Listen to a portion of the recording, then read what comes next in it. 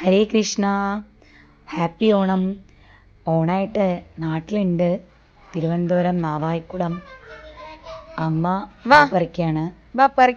ഇത് നമ്മുടെ പൂ പറിക്കാൻ വിനായകനാണ്. അടുത്ത വീട്ടില് പൂ പറിക്കാൻ പോകുന്നു പോരുന്നു. അച്ഛൻ്റെ അമ്മയുടെയും ബെസ്റ്റ് ഫ്രണ്ട്സ് ഇവരാണ്, വിനായകനും ഭദ്രനും. തൊട്ടപ്പുറത്ത് തന്നെ വല്യമ്മ ഉണ്ട്. വല്യമ്മയുടെ വീട്ടിൽ നിറയെ തുളസി ഉണ്ട്. അപ്പോൾ ഭഗവാൻ ഒരു തുളസിമാല ചാർത്തിയാലോ എന്നൊരു ആലോചന. ഇതാണ് ഞങ്ങളുടെ വീട്, വിനായകൻ. അപ്പോൾ തുളസി പറിക്കാനായിട്ട് വല്യമ്മയും കൂടാന്ന് പറഞ്ഞു. അങ്ങനെ ഞങ്ങൾ രണ്ടാളും കൂടെ നിറയെ തുളസി പറിച്ചു, മാല കെട്ടി ഭഗവാന് ചാർത്താൻ. ഭഗവാന്റെ ചെടിയാണ് തുളസി. എവിടെ തുളസി? ആ, വെരി ഗുഡ്.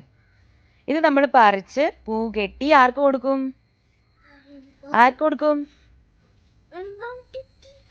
കൊടുക്കുക നമ്മള് പൂ പറിച്ചു കൊണ്ടാ 8 പറിക്കണം. കണ്ടോ, ഇങ്ങനെ പറിക്കണം. നീ വിനായകൻ പറിക്ക്. ചവിട്ടരുത്, അമ്പോറ്റിയാണ്.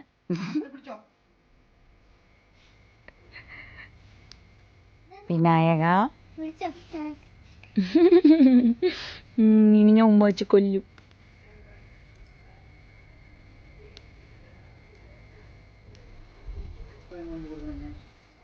അതല്ലേ, അതെന്താ അവന്റെ കയ്യിലല്ലേ കൊട്ടയിരുന്ന്? തന്നോ? അതെയോ? ആണോ വിനായക? അല്ലേ? ഒറിജിനൽ. നിന്റെ തലയിൽ വെക്കണോ? നിന്റെ തലയിൽ വെച്ചേരാ. പിടിച്ചോടാ.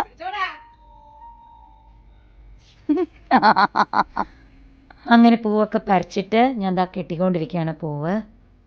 വല്യമ്മ മുക്കുറ്റി കൊണ്ടൊരു മാല ഉണ്ടാക്കി, ഞാൻ തുളസി കൊണ്ടൊരു അങ്ങനെ മാലയൊക്കെ കെട്ടി ഞാനും അമ്മയും കൂടി അത് കവറിലാക്കി വെച്ചു. ഇതിനി നാവായിക്കുളം ശങ്കരനാരായണ സ്വാമി ക്ഷേത്രത്തിൽ ഭഗവാന് ചാർത്താനായിട്ട് കൊണ്ടുപോവാണ് കേട്ടോ. തിരുവോണത്തിൻ്റെ അന്ന് രാവിലെ നിർമ്മാല്യം തൊഴാൻ ഞാനും അമ്മയും വല്യമ്മയും കൂടി ഞങ്ങളുടെ മാലയും രാവിലെ പോകുന്ന വഴിയിൽ റോഡിൽ വലിയ അത്തപ്പൂക്കൾ ഇട്ടിരിക്കുന്ന കാണുന്നു. കുറേ പയ്യന്മാരിങ്ങനെ രാവിലെ പിന്നെ മെയിൻ റോട്ടിൽ അമ്പലം എത്തി കേട്ടോ. ഇതാണ് ഞങ്ങളുടെ ശങ്കരനാരായണ സ്വാമി ക്ഷേത്രം.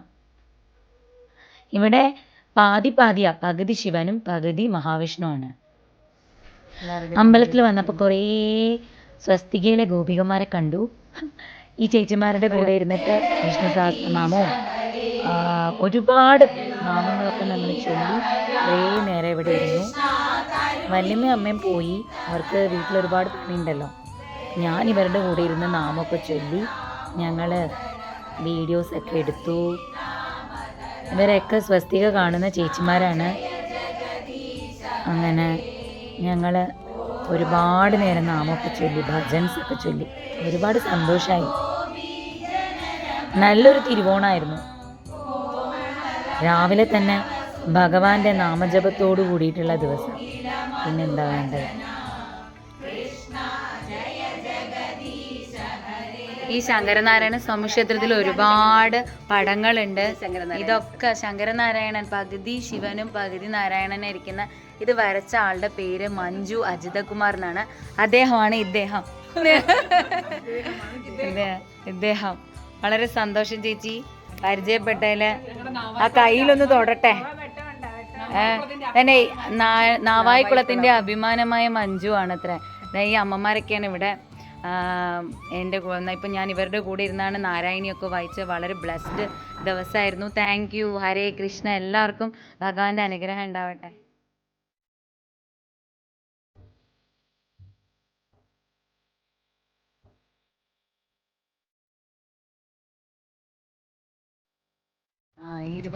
മഞ്ജു ചേച്ചിയുടെ പടങ്ങളെല്ലാം തന്നെ വളരെ ഫേമസ് ആണ്. എവിടെയൊക്കെയാ പടങ്ങളുള്ള ചേച്ചിയുടെ പടങ്ങൾ?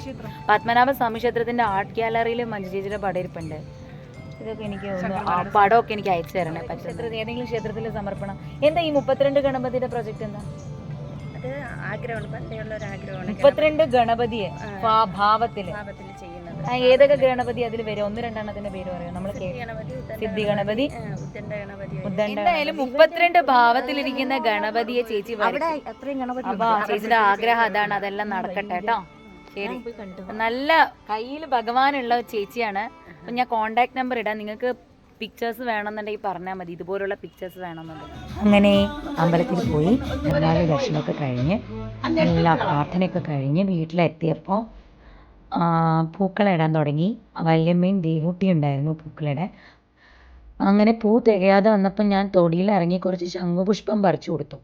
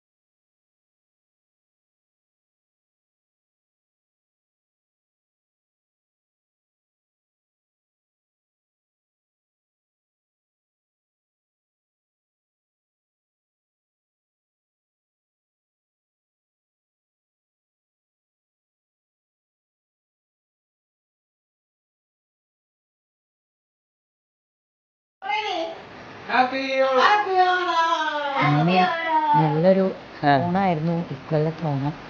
സന്തോഷമായി. അച്ഛൻ്റെ അമ്മയുടെയും കൂടെ നാട്ടിൽ. ഹാപ്പി ഓണം.